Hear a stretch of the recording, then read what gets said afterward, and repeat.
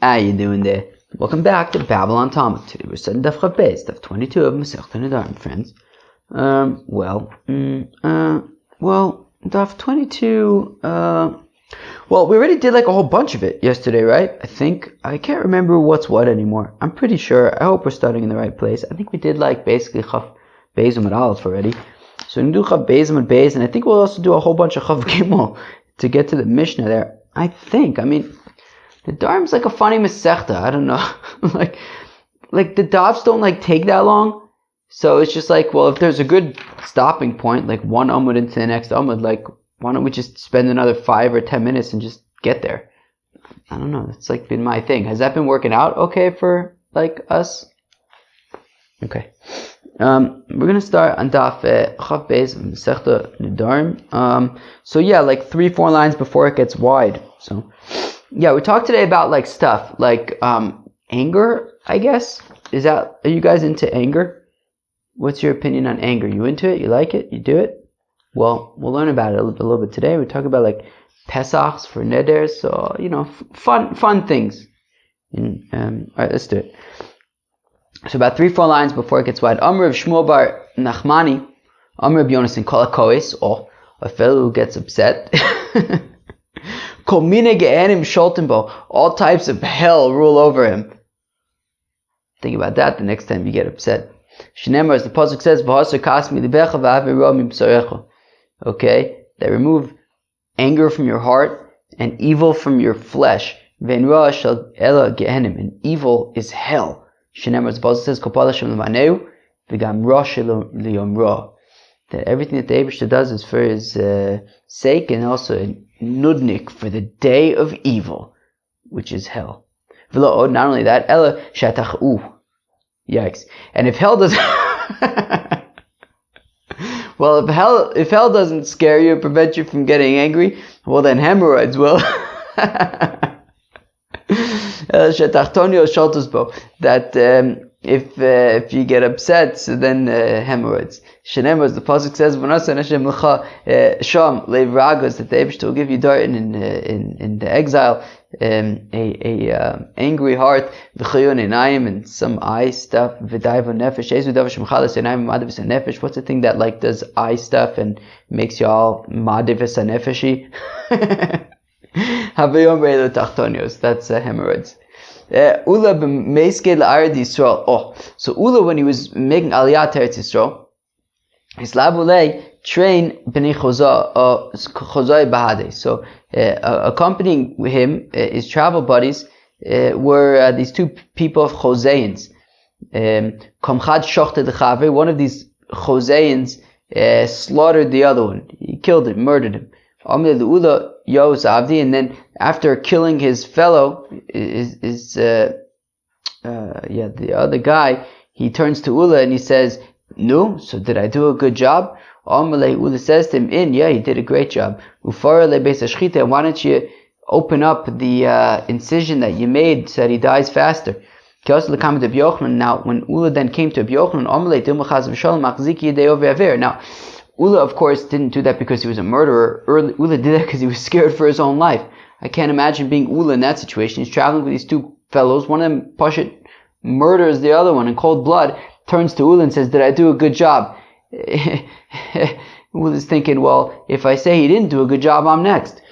So he said, yeah, you did a great job, and just why don't you do a better job and kill him quicker? So now, he comes to Rabbi Yochanan in Eretz Yisrael and he says to Rabbi Yochanan, Chas v'sholem achziki yedei over aver. Is it possible that I kind of was a conspirator in that I sort of in some ways supported him, I guess. Now Amalei nafshach yitzalta. So Rabbi Yochanan says, no, you saved your own life by telling him what he wanted to hear. He said he won't kill you next. Kotama Rabbi Yochanan, the only things that Rabbi Yochanan didn't understand is that that the pasuk, when it says he'll give you an angry heart, that's in Babylonia. In this place, how people don't have evil hearts and kill each other in Eretz Yisrael. So Amalei Ha'u Shaita Lovin in Yardina. So Ula says, yeah, but at the time that this happened, we had not yet crossed over into Eretz Yisrael. We're still in Babylonia, which explains why these fellows were acting the way that they were acting, or why this guy killed the other guy. Rabbi Bavachana says, Rabbi Bavachana called a kois. A fellow gets upset. Even the divine presence is insignificant to him. Shnema, as the pasuk says, Rosha kigoy va'apoy. When a nudnik is very, very upset, Bal Yidrosh, he doesn't look into anything. Ein Elokim kol mazimosov, and he doesn't even think about God in what he's thinking about. Rabbi Yirmiyah Midifti Omar says, Rabbi Yirmiyah Midifti Mishakeach Tamudo, a fellow gets upset, he forgets his learning, most of tipshus, and he becomes silly. Shenema, as the pasuk says, Ki kaas b'cheksil menuch, that anger is in the bosom of the fools, of the silly hardy. Yanuach, it rests. Uchsiv, and it says, Uchsal yirfos yivelis, and a fool will be foolish. Rav Nachman bar Yitzchak Omer says, Rav Nachman bar Yitzchak v'yidosh avonosov rubim mischiyosov, that if a fellow gets upset, then clearly he has more sins than merits. Shenemar, as the pasuk says, v'alchema rab posha, that a fellow gets upset, he's a sinner. Amar vada b'Reb Chanina ilmulei chatu Yisrael, that if not for the fact that the Yidden sinned, lo nita lohem elecha mishuchum shetor. Wait, what? Yeah, okay, right. If not for the fact that the Yidden sinned, so then all they would need is the 5 books of Moses. They wouldn't need all the prophets like rebuking them and stuff. The Sefer Yoshua Bavad, as well as Sefer Yoshua She'er Shel Eretz Yisrael, because that's where they like measure out Eretz Yisrael and say who gets what. So my time, Rov Chochma, Rov Kas, because when you get upset and you sin, then you need more guidance, and that's why we have all these prophets and stuff to provide guidance, because we dropped the ball one too many times. Amar Basi and Yizkokin Eloka Yisrael. Oh, so it says Basi that we don't attend to Shavuos. That if like if you swear, if you make an oath in God's name, so we don't go to undo those. Chutz, the exception being Mikonim Ishti Nenesli, that if he, I guess, makes a oath that his wife shouldn't get any benefit from him, Shegonva Eskisi, and he says why? Because she stole my wallet, V'sheiksa es b'ni, and she hit my child. Vinoda Shaloganva, and then it turns out though that actually it's not true. Shaloganva, that she didn't steal anything, V'shaloikatu, and she didn't strike the child. So in that case, there are kind of 2 things. One of them is like shalom bayis, and the other one is that it turned out to be untrue. So in that case, you can kind of reverse that oath. Haida asoy lekami de Ravasi, a certain woman came before Rav Asi, Omar la, and Rav Asi said to her, "My nodart, tell me about this oath, or the neder, whatever. Like, tell me more." So Omar le, and she says to him, "Beloke Yisrael," that it was an oath by the God of Israel. Omar la, so he says to her, "Inodat b'moi shehikinui ba'alma." If you would have made another b'mohi, which we learned the other day is like a kinui for an oath, but it's a sort of a kinui, an equivalent term, but not beloke Yisrael. Kinui ba'alma means that kiknelach, so I could have helped you. Hashad lo nodat b'mohi, but you didn't say right neder b'mohi ela beloke Yisrael, but by the God of Israel, lo means that kiknelach, there's nothing I can do for you. Rav Kahana ikla levei Rav Yosef. So Rav Kahana visited the house of Rav Yosef. Omar lei lito marmidis. Rav Yosef says to Rav Kahana, "Nu idepis." Omar lei, and Rav Kahana responds, "Lo mare kula." No, by the God of all, by the Master of all, lo ta'imna lei, I'm not going to eat anything. Omar lei. So Rav Yosef responds to Rav Kahana, "Lo mare kula, lo ta'imas lei." Okay, well then he retorts with a sort of oath of his own that by the Master of all you shall not eat anything. So I understand why Rav Kahana had sort of made this oath, because he was basically saying, okay, I'm making an oath that I'm not going to eat anything. Rav Yosef, why did Rav Yosef need to make like a sort of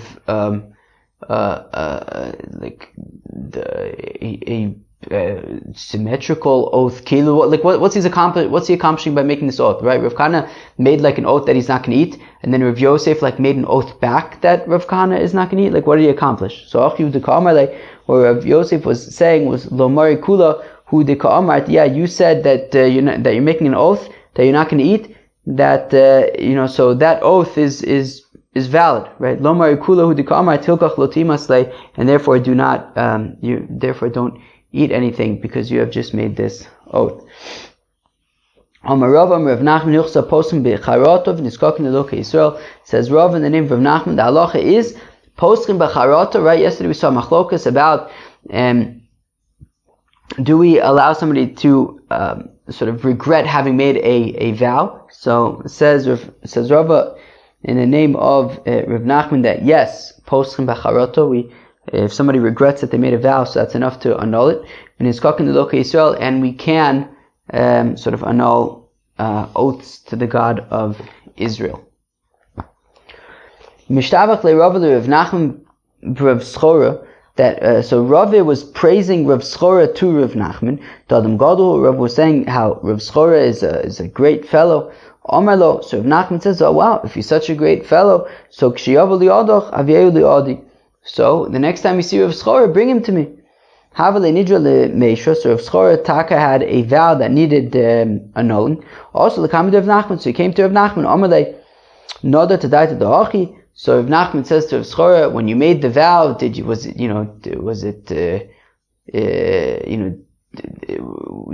you still like agree with the rationale for making that vow? Are you still into it?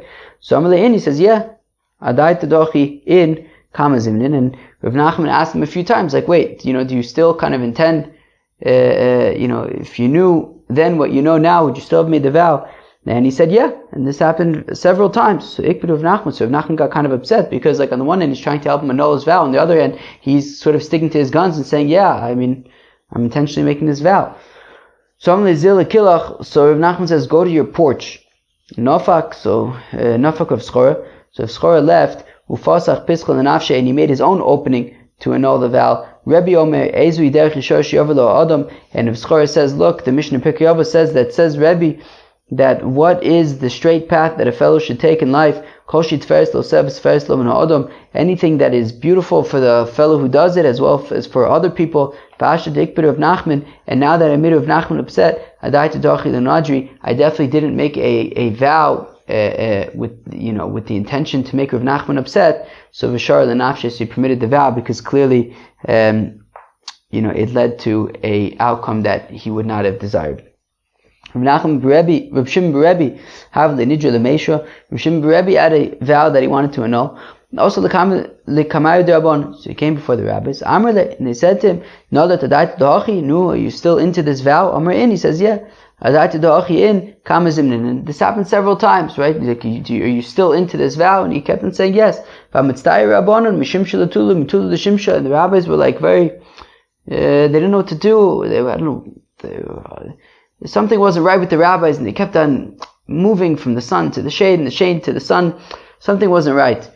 So Amalei Botnis Breda Abishol ben Botnis. So Botnis, the son of Abishol ben Botnis, says to Reb Shimon Berebi, "Minodat adaita the Messiah Rabbanu mitula l'shimshim shimshel l'tula." When you made that vow, did you make the vow with the intention, with knowing that it was going to lead to the rabbis being like uncomfortable and keep on moving around from the sun to the shade to the sun? Amar lo v'shayu. So he says, no, I definitely would not have wanted to create a situation where the rabbis are kind of like, distracted and put in an uncomfortable situation. So he's saying that he would not have made the vow if he had known what it would cause to the rabbis, and that was therefore enough to annul the vow. Rabbi Shmuel Reb Yossi have the nidra the meisha. Rabbi Shmuel Reb Yossi had a vow to annul. Also the Kamai Derabban came for the rabbis. They said to him, "No, that tadaita da'achi." And they said to Yishmael Reb Yossi, "Did you make a vow? Are you still into this vow?" Amalu in. He says, "Yeah." Nadaita adaita da'achi amalu in, and kamazimnin, and the same kind of thing happened several times. You still into the vow? Yes. Came the chaza how katzara. When a certain launderer saw what was going on, the Mitzayir Rabbanan, that the rabbis were getting sort of, it was difficult for the rabbis, this dialogue, so he hit Rabbi Shmuel Bar Yossi with a launderer's sprinkler. Amar Adaita Demachi Li Katra Lo Nadri. To which Rabbi Shmuel Bar Yossi said, "Well, I didn't make a vow with the knowledge that I was going to be hit by a launderer with his sprinkler. And he annulled the vow. Omar le Rav Achim Midifti to Ravina. So it says Rav Achim Midifti to Ravina, I noladu. This is nolad. The lo masagadaiti the machale katzok. He couldn't have possibly known at the time that he made the vow that he was going to be smitten by the sprinkler of a launderer, right? Nolad, friends. You remember nolad from the beginning of Masechta Beya? That nolad is something that sort of comes, is born. So now this is something that sort of came after the fact, and therefore, when Rabbi Shmuel Rabbi Yossi made the vow, he couldn't have possibly made that vow thinking that it could have led to a situation where some guy was going to come by and hit him. So V'tanina, we learn in a Mishnah, Ein Poschin lo b'nolad, that you can't use like nolad, something that just kind of emerged on its own, as an opening to a vow. So Omalei Hailav noladu, to which Ravina responds to Rav Achim Midifti, and he says that no, this is not nolad, it's not unexpected, it's not something that could have been, that there was no way that it could have been anticipated. The shrichi apikori, the mitzayir rabbanon, because there are often people that are looking to give a hard time to rabbis. There's different ways you can understand this, but like, you know, there are people who are waiting for rabbis to mess up and give them a hard time, and therefore he saw that Rabbi Shmuel Rabbi Yossi kind of was giving the rabbis a hard time, and so this guy came and he kind of saw the situation that was happening with Rabbi Shmuel Rabbi Yossi, and this guy just kind of came and hit Rabbi Shmuel Rabbi Yossi, and therefore Rabbi Shmuel Rabbi Yossi could have known that there are people who, hit other people when there are rabbis involved, and therefore he couldn't know that this could have happened, and therefore it's not nolad, and that's why when he reflected upon the situation and said, well, I wouldn't have made a neder if I would have known that I would have been hit by a fellow, so then it was enough to make an opening. So Abaye's wife had a daughter. Who Amar? Now Abaye said, Likrivoi he. Not Likrivoi. So Abaye said, I want your daughter to marry my relative. He Amar Likriva. And then she says, no, I want my daughter to marry my relative. Now nobody asked her, the girl. Oh my law, Titzar Hanaosi Allah I Avertadatoy Uminsasa Likrivach. So Abai says to his wife, he says, look, you're not going to get any benefit from me if you marry off your daughter to your relative and not mine. Ozalt ve'avrat al daite v'insaba likriva. But she didn't care. She went and married off her daughter to her relative anyways. Also, the comment of Yosef's, now Abaye is a little stuck because he had told her that she can't get any benefit from him if she marries off her daughter to her relative, and then she went and did that anyways. So now he's stuck because now she can't get any benefit from him, but he doesn't actually want that. So also the comment of Yosef, so he comes before Yosef to annul the vow. Omerle ilavas yadas da avrat al daitoch uminsa ba'Allah lekriva mi'adrusa. So if Yosef says to Abaye, well, if you knew that she was actually going to go ahead and marry off her daughter to her relative nonetheless, would you have made this vow? So Amar lo. So Abaye says, no, I wouldn't have. Vishari of Yosef. So if Yosef annulled the vow. Umishari ki agavna, but can you just do this? I mean, it's a funny situation, right? Abaye says, look, if you marry your daughter to your relative, so then you can't get any benefit from me. And then she went ahead and did it, and now Abaye says, oh no, I didn't know that she was actually going to do it. So Rav Yosef says, well, if you didn't know that she was actually going to do it, then that's an opening to annul the vow. But now we're questioning, can you just do that? Can you make a vow, and then like when you actually have to act upon it because it was violated, you just like magically say, oh yeah, well, it doesn't really exist in the first place, right? Meaning he's saying to her, if you marry what's the point of a vow if it just falls apart? Like, yeah, I guess what's the point of the vow, right? He says to her, if you marry off your daughter to your relative, you can't get any benefit from me. She married off her daughter to a relative. She violated his vow that he made, so she shouldn't be able to get benefit from him. Now he's saying, oh no, but I didn't think she was actually going to do it.